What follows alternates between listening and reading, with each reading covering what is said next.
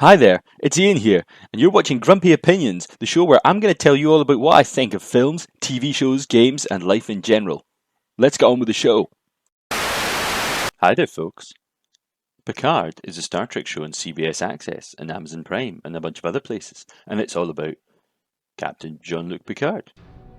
Episode 3, The End is the Beginning, picks up like most episodes with another flashback to 14 years ago, just after the Mars attacks this time. And Picard's just tried to bluff his way with Starfleet, threatening that he's going to resign if he won't continue his evacuation plan. And they say, okay, well fine then, enjoy your retirement. So that didn't really work. And his pal Reggie gets a bit cross, her that she's the one from last week who calls him JL. And she's not happy, because basically it's not going to work and he's given up, and then she gets sacked. Oopsie.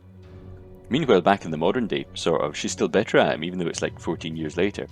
Probably because, he's never called her in the entire time, and he's been chilling out like at Chateau making wine with his vineyard, and she seems to live in like a scabby trailer at the side of a hill at Vasquez Rocks. And she clearly likes vaping some sort of flower drug thing. Okay. Still, she promises to get my ship sorted out.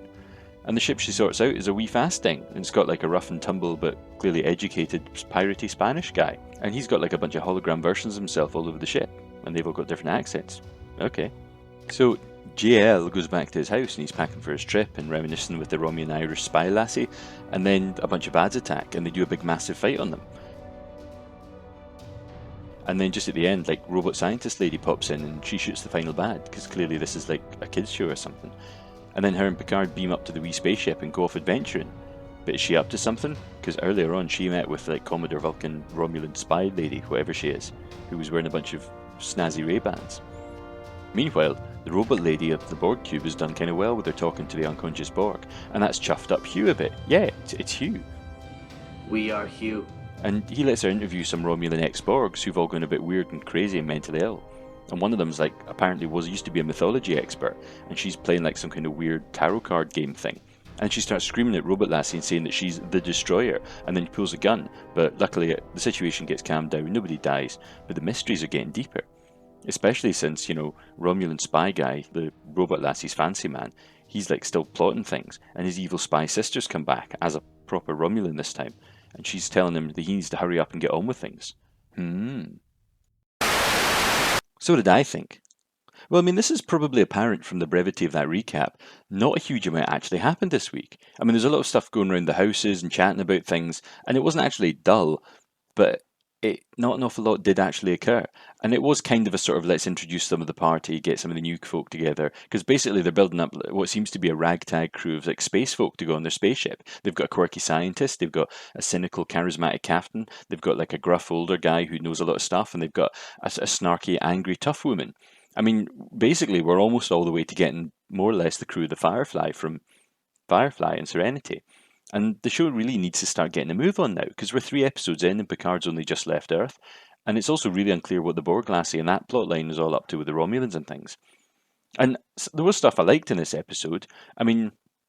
I liked the really cool wee fight. I liked the appearance of like Professor off Scott Pilgrim, who turned up at the end, even though that was a bit suspect. I'm totally calling it at this point, and I doubt I'm the first person to say this, but she's going to be a secret baddie. She's going to either be a spy for the Zhat Vash, she's going to turn out to be a robot, or she's going to turn out to actually be Bruce Maddox's consciousness downloaded into a different body, or after having some kind of sex-changing youngification.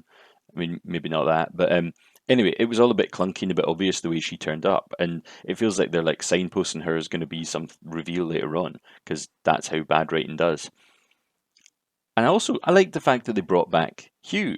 Now, Jonathan Del Arco, who played Hugh, he hasn't been in Star Trek for a long time, but there was a problem with that. Not with him, the acting was fine, but there was the fact that I didn't actually initially recognise him, because let's face it, I haven't actually seen him in this show since he was on The Next Generation, and that was probably back in the 90s. So, we're talking about something that was like between 15 and 20 years ago. And so he's a much older guy, and they've got hair this time, different clothes, they've taken all the Borgy stuff out of him, and they didn't actually bother to name him for like 3 scenes. So I was assuming he was like some bad guy, because he kind of looks like a bad guy. And he was just familiar because must have seen him in some other TV show, and I couldn't realise who the actor was. And that's kind of the problem. The writing's still a bit sketchy. I mean, I'm okay with the mumbo jumbo tarot thing and the prophecy of the destroyer. They've established that Borg, when they get cut off from the collective, sometimes form their own like mini societies and cultures and stuff. And religion makes fine with that sort of thing. But there was also stuff like the character of Raffi. I mean, she's just unlikable. Not only like in the now, she seems to be irritating back in the old thing. I mean, back 14 years ago. I mean, who calls Captain Picard JL? They've established a lot of times in the show that Captain Picard hates informal nicknames. He doesn't like people not calling him Captain or Admiral. He likes to get that level of respect. He's not an arse about it, but she basically just calls him JL the whole time.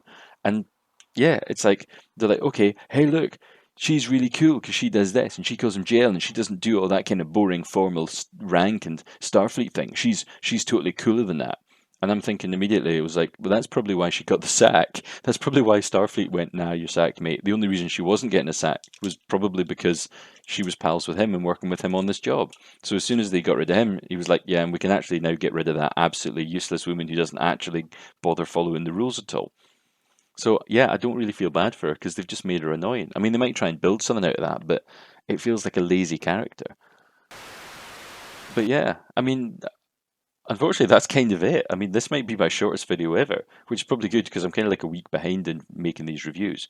So remember, you can follow me on Twitter, you can go to the new Facebook group, you can subscribe to me on Patreon, all that jazz. And till next time, I've been Ian, and these have been my grumpy opinions.